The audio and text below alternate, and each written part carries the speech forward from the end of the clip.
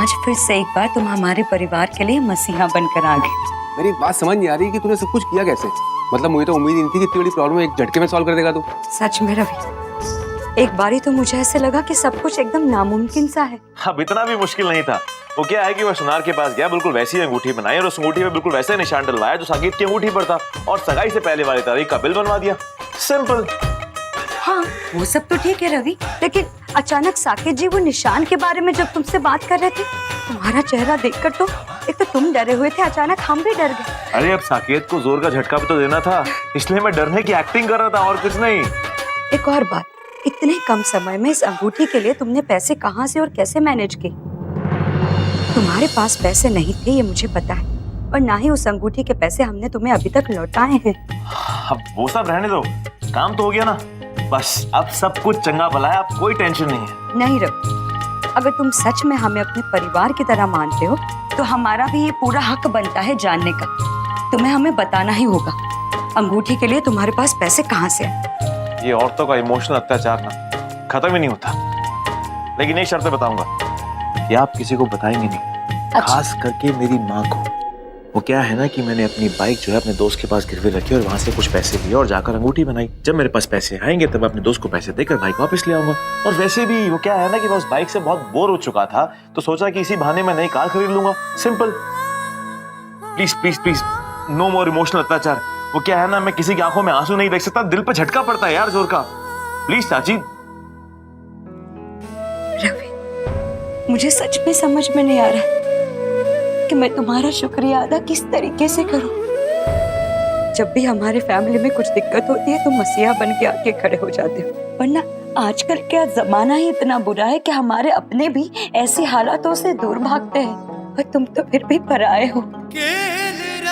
इतना सब कुछ हमारे लिए बस किए ही जा रहे हो।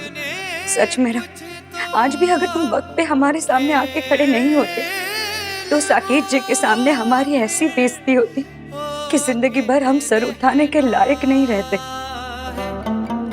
सब ठीक हो गया ना रवि? सच में मुझे तो समझ ही नहीं आ रहा कि कौन से शब्दों में तुम्हारा शुक्रिया अदा करूं। अगर 1000 बार भी तुमसे थैंक यू बोलूंगी ना वो भी कम होगा। जो तुमने मेरे लिए किया है, हम सबके लिए किया है। आज के जमाने में कोई किसी के लिए नहीं करता। मुझे लगता है मैं कुछ ज्यादा ही लकी हूँ जो मुझे तुम जैसा दोस्त मिला। Thank you. इसे एहसान कह लो, हेल्प कह लो, या जो भी नाम दे लो, लेकिन जो तुमने किया है वो मेरे लिए क्या मायने रखता है शायद मैं शब्दों में कभी बता ही ना पाऊँ। Thank you. खुदा सदके तेरे, सदके तेरे, सदके तेरे, सदके तेरे, सदके तेरे। रवि तुम पागल हो बिल्कुल, सच में। इतना बड़ा रिस्क कैसे उठा लिया तुमने? अगर साकेत जी को बाई चांस पता चल जाता कि चाचू को तुमने वो बिल दिया है तो तुम्हें पता है कितनी बड़ी प्रॉब्लम हो जाती। तुम्हें डर नहीं लगता क्या? हेलो लिसन, तुम हमेशा मेरी काबिलियत पर शक क्यों करती हो? जब लाइफ में इतनी लड़कियां मिलती हैं और मैं उन्हें बेवकूफ बना सकता हूँ, तो फिर साकेत कौन से खेत की मूली है? टेक्निक और टाइमिंग सही होनी चाहिए। बेवकूफ कोई भी बन सकता है, राइट? जी, you are always right. Anyway, तुम्हारी आंख के नीचे क्या लगा हुआ है? हाँ। ये वाली आंख नहीं, ये वाली आंख। क्या? शायद काजल फैल गया। एक सेकंड, मैं हेल्प करता हूँ। ज्यादा फैल गया है क्या? कर रहा हूँ ना मैं साफ। एक सेकंड। कहाँ पे है यार? तुम ही कर लो। नहीं नहीं नहीं, करो ना। तुम एक काम क्यों नहीं करती? शादी के बाद जब तुम ससुराल जाओगी ना तो मुझे अपने दहेज का हिस्सा बनाकर साथ ही ले जाना। और नहीं तो क्या, मेरे बगैर तुम्हारा कुछ नहीं होने वाला। मिस किच-किच, सही बोल रहा हूँ मैं। चुप रहो। अभी साफ करूँ? हाँ।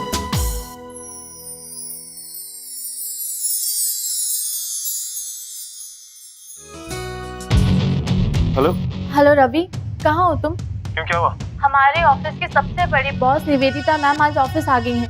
उन्होंने तुम्हें अभी बुलाया है इसी वक्त। देखो तुम जहाँ कहीं भी हो जल्दी से ऑफिस आ जाओ। हाँ ठीक है, मैं आता हूँ अभी। क्या हुआ? ऑफिस से फोन था? एक्चुअली क्या है ना कि ऑफिस में नई बॉस आई है। नई बॉस? मैं भी चलती हूँ, मुझे भी मिलना है। ओह हेलो मिस किच-किच, तुम ऑफिशियली छुट्टी पर हो और तुमको मालूम है मेरे ऑफिस लेट जाने पर डांट भी नहीं पड़ेगी मुझे, क्योंकि वो जो नई बॉस है ना लट्टू हो गई है मुझ पर, और उसका सारा श्रेय उस डिजाइन को जाता है जिसमें तुमने मेरी हेल्प की थी। Thank you so much. You welcome अच्छा मैं चलता हूँ अभी। And all the best. I am sure वो तुमसे इम्प्रेस हो जाएंगे। चलो मैं तुम्हें बाहर तक छोड़ देती हूँ। ठीक है चलो।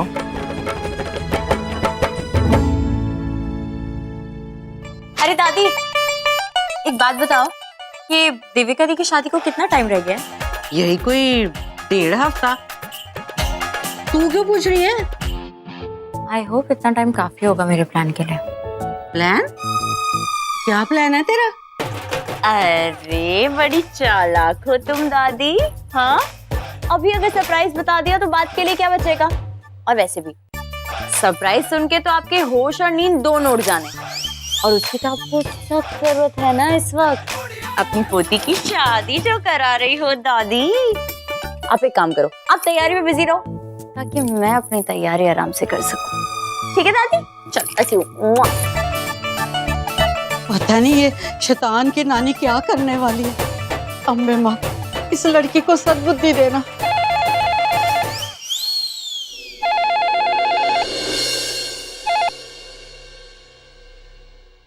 हेलो, हाँ जी समदन जी।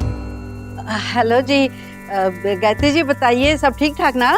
सकेत की पार्टी का कोई लीडर है, उसके यहाँ फंक्शन है, तो मैं चाहती थी कि सकेत और देविका दोनों उस फंक्शन में जाएं। सकेत तो पहले अकेले ही जाना चाहता था, पर मैंने उसको जोर दिया कि अब जब सगाई हो गई है तो अपनी होने वाली बीवी को ले जाने में हर्ज क्या है।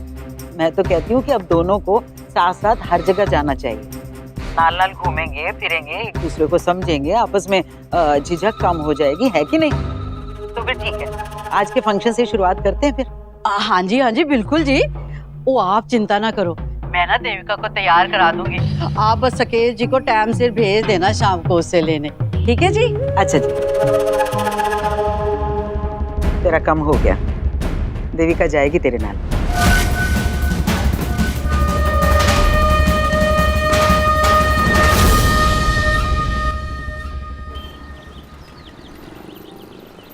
Hey Akhilesh, hi Reema.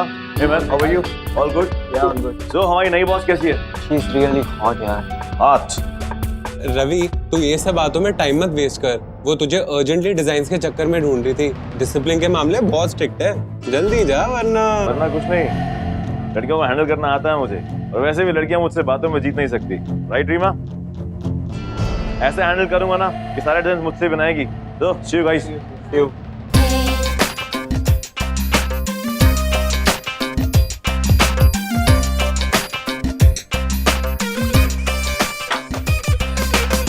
Good morning ma'am, मेरा नाम Ravi Agarwal and I am sorry मुझे आने में देर हो गई। एक्चुअली मैं किसी काम में फंस गया था। आप बताइए कौन से डिजाइन चाहिए आपको, बस पलक झपकते पेश कर दूंगा मैं। रियली? मैं सुपर फास्ट हैं आप। एक्चुअली जब बात काम की होती है तो कोई स्पीड मैच नहीं कर सकता मेरे साथ। अमित सर को पूरा विश्वास था मुझ पर, और मैंने आज तक कभी किसी के विश्वास को नहीं तोड़ा। आप भी आजमा कर देख लीजिए। आखिर ये ओवर कॉन्फिडेंट आदमी है कौन?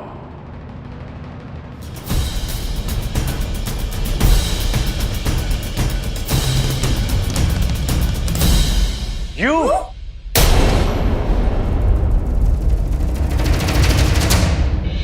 मेरी माँ ने क्यों ऐसा कहा मुझे नहीं मालूम, लेकिन मैं तुम्हें सजा दिलवा के रहूंगा। You know what? तुमने आज खामखा मेरा 1 घंटा बर्बाद कर दिया। इस तरह मुझ पर झूठा इल्जाम लगाने के लिए और मुझे परेशान करने के लिए मैं तुम्हें जेल भिजवा सकती हूँ।